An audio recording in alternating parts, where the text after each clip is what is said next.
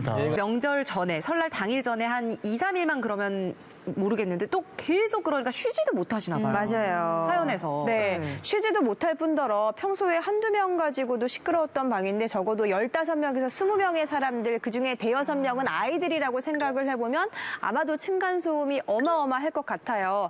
그래서 우리 채팅창에 계신 분들도 그런 경우에 본인들의 노하우를 또 풀어주고 계신데 조카들은 데리고 밖에 나간다는 글님도 계시고요. 네. 그냥 얼굴 붉히기 싫어서 참는다는 분도 계시고요. 무시하고 같이 쿵쾅쿵쾅 한다는 분들도 계시고요. 다양한 의견이 있네요. 근데 여러분 그 뉴스 진행하시잖아요. 뉴스 진행하면 명절 지나고 꼭 나오는 뉴스가 있습니다. 층간소음으로 칼부림. 아, 맞아요. 층간소음으로 칼부림. 자, 그럼 법적으로 할 수 있는 방법은 두 가지가 있어요. 자, 우리가 어떤 일을 했을 때 그 사람이 잘못했으니까 형사적으로 신고하는 경우 이 사람을 처벌해 주세요. 근데 이거는 층간소음을 바로 법적으로 처벌하는 규정은 없고요. 다만 경범죄 처벌법상 전자악기라든지 아니면 큰 소리를 내가지고 막 밤에 소리를 지른다. 그럴 경우에는 처벌할 수가 있는데 집안에 노래방이 있다던가. 네. 처벌 규정이 벌금 10만 원 이하예요.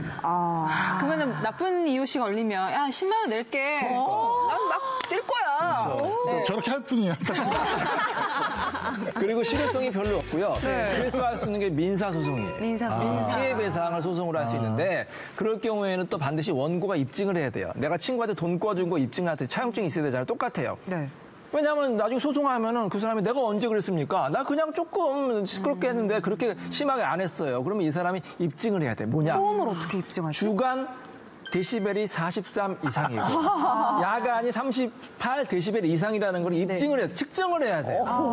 그걸 어떻게 측정을 하겠습니까? 그래서 실제로 소송에서 이기는 것도 쉬운 일이 아닙니다. 그래서 휴대전화 어플로. 요즘에 가장 간편한 게 뭐냐면 환경부의 이웃사이 그 센터가 있어요. 그 층간소음을 조절해주는 그 조정해주고 분쟁 해결해주는 그 센터가 있는데 굉장히 효과가 좋다고 합니다. 네. 전화해서 상담할 수도 있고 또 전화로 의뢰하면은 그 공무원들이 나와가지고 이 분쟁을 그 해결해주는 경우가 있거든요. 이 방법을 이용하는 게 가장 합리적인 방법이라고 할 수가 있습니다. 딸샘마미님께서 아는 학교 엄마는요.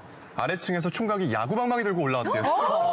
무서워. 들고. 우리 집은 명절 아니어도 수시로 쿵쾅쿵쾅 거려요. 가구를 던지는 소리처럼 소리가 크게 들리고 울리네요. 근데- 아이 있으신 분들은 근데 이런 경우 많잖아요. 근데 저는 좀 제가 아이가 둘이다 보니까 본의 아니게 피해를 끼칠 수밖에 없는데 저 윗집도 좀 시끄러워요. 근데 제가 애가 있으니까 조금 참아요. 근데 보니까 저 옆집도 층간소음 때문에 최근에 이사를 가셨어요. 아래층에서 하도 항의를 하셔가지고. 근데 약간 조금 이제 제가 뭐 아이가 있는 입장이라서 그런지 예전 같으면 참았을 일들도 요즘에는 좀 예민하신 분들도 좀 늘어난 것 같다.